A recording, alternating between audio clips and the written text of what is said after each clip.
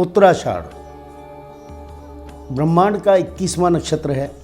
3 degree 20 minute धनु राशि के अंदर और 10 डिग्री मकर राशि के अंदर संचार करता है और इसका स्वामी है सूर्य। मनुष्य गण है।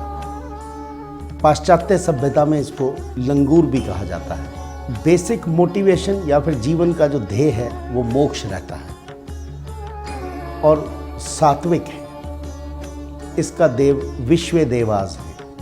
विश्व देव जिसको बोलते हैं कि 10 वसु हैं, वो 10 के 10 वसु उत्तराषाढ़ नक्षत्र के स्वामी रहते हैं। बे, भो, जा और जी ये 4 नाम अक्षर इसी नक्षत्र के अंदर आते हैं। अब आप देखें कि इसकी जो शेप है वो चारपाई के चौड़ाई हिस्से वाले की तरह से दिखती है, या मैं ये कहूँ कि हाथी के दोनों दांत अगर लग दिए जाएं तो 2 तारों में वही नज़र आते हैं इनकी आभा के पीछे। स्वामी इसका सूर्य है। विश्व देवास जिसको वसुस बोलते हैं, 10 वसु सूर्य के हैं, वो इनके स्वामी रहते हैं। पूर्वाषाढ़ नक्षत्र से ये नक्षत्र काफ़ी मिलता जुलता है, लेकिन उतना ज़्यादा उनके अंदर एग्रेशन नहीं होता। शांति और समस्याओं को बहुत शांतिपूर्ण ढंग से सुलझाना इनका एक कार्य तत्व रहता है। बहुत ही शांत स्वभाव के व्यक्ति होते हैं। समाज को एक नया मोड़ देते हैं। यदि धनु राशि के अंदर ये 3 डिग्री 20 मिनट के अंदर जन्म हो तो वो व्यक्ति संसार के अंदर प्रसिद्ध अवश्य होते हैं। उनको एक बार जीवन के अंदर प्रसिद्धि अवश्य मिलती है। अब क्योंकि ये उत्तराषाढ़ है, थोड़ा समय लगता है। ये लोग शिक्षा ग्रहण करने में भी समय लगाते हैं और 10 वसु इनके देव होने के कारण तरह तरह की शिक्षाएं ग्रहण करते हैं। Jack of all the trades होते हैं। दुनिया की कोई भी वस्तु इनसे पूछ लो, इनको अवश्य ज्ञान होगा उसका।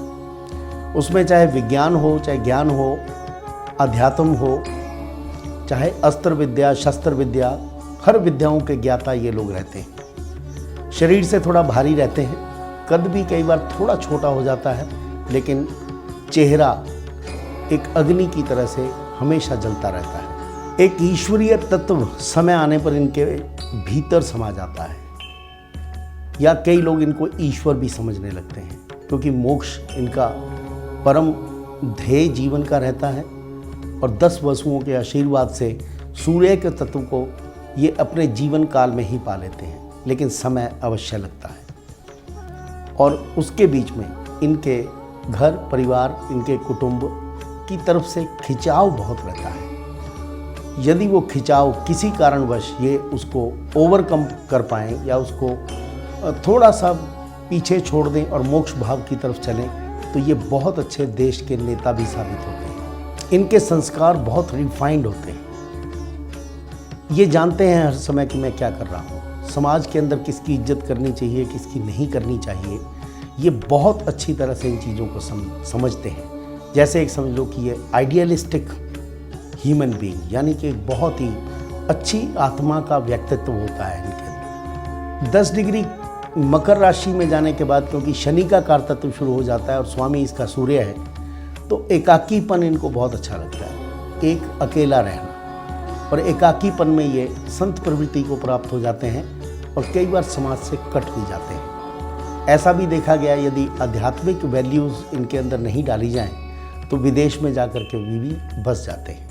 इस उत्तराषाढ़ नक्षत्र के अंदर आप एक चीज़ देखेंगे कि कहीं भी कोई स्त्री का तत्व इनके पास नहीं है, तो स्त्रियों से संबंध बहुत अच्छे नहीं रहते। या स्त्रियां इनके पास आएंगी तो माता या एक पूजनीय स्थिति के अंदर आती हैं, पत्नी या प्रेमिका की स्थिति में कभी नहीं आएंगी। उत्तराषाढ़ नक्षत्र यदि लगन के अंदर आए तो ये घुमक्कड़ बहुत होते हैं, घूमने फिरने वाले व्यक्ति होते हैं। तरह तरह की विद्याओं को जानने के लिए बहुत ज़्यादा भटकते रहते हैं, लेकिन एक अच्छे इंसान, एक अच्छी आत्मा इनके अंदर विचरण हमेशा करती रहती है। बहुत अच्छे सलाहकार होते हैं, बहुत अच्छे पब्लिक सर्वेंट भी होते हैं।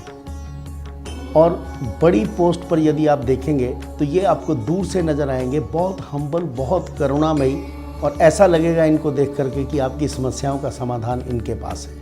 लेकिन जीवन के अंदर राइज बहुत लेट होता है। चंद्र का उत्तराषाढ़ नक्षत्र के अंदर जाना एक बहुत ही शुभ योग माना जाता है। आध्यात्मिक व्यक्ति ईश्वर के बहुत नज़दीक और ईश्वर प्राप्ति की तरफ को हमेशा एक चाहना लगी रहती है। बहुत अच्छे लेखक भी बन जाते हैं, थिंकर होते हैं, फिलॉसफर होते हैं और चीज़ों को दूर से भांप लेने में इनकी क्षमता बहुत ज़्यादा होती है। कई बार बहुत अच्छे ज्योतिषी भी बन जाते हैं। मैथमेटिक्स हालांकि इतना अच्छा नहीं होता, लेकिन एक इंट्यूशन पावर, किसी चीज़ों को पहले से ज्ञान करना, दूरदर्शिता, फारसाइटेडनेस, ये इनके अंदर अवश्य होती है।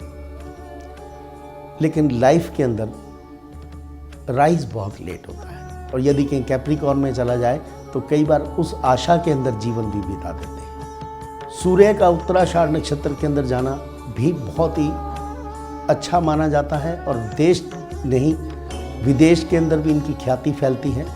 देश के राजा होते हैं, जितने भी इंग्लैंड के राजा हेनरी द 8 तक हुए, सभी का सूर्य उत्तराषाढ़ नक्षत्र के अंदर था।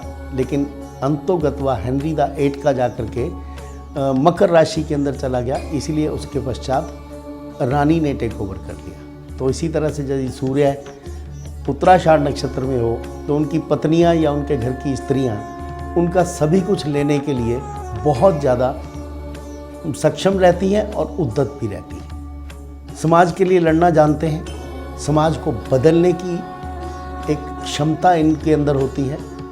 यदि भाषण देने चल दें तो समाज को या पूरी की पूरी भीड़ को, उनकी मानसिकता को एक अच्छे डायरेक्शन की ओर भी ले जाते हैं। उत्तराषाढ़ नक्षत्र के अंदर पैदा हुए जातक अग्रणीय व्यक्ति होते हैं, ऑलवेज पायनियर, आगे चलने वाले व्यक्ति, लीडर होते हैं, पॉलिटिशियन होते हैं, समाज को बदलने वाले लोग होते हैं, धार्मिक प्रवृत्ति रहती है।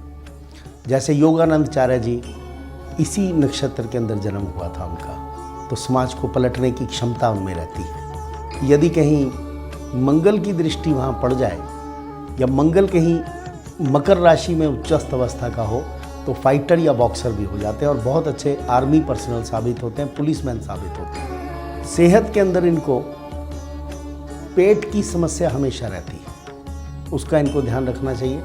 एपिटाइट यानी कि भूख का ना लगना, दूसरा इंसोमेनिया यानी नींद का ना आना, इनके लिए बहुत ज़्यादा घातक सिद्ध हो सकता है।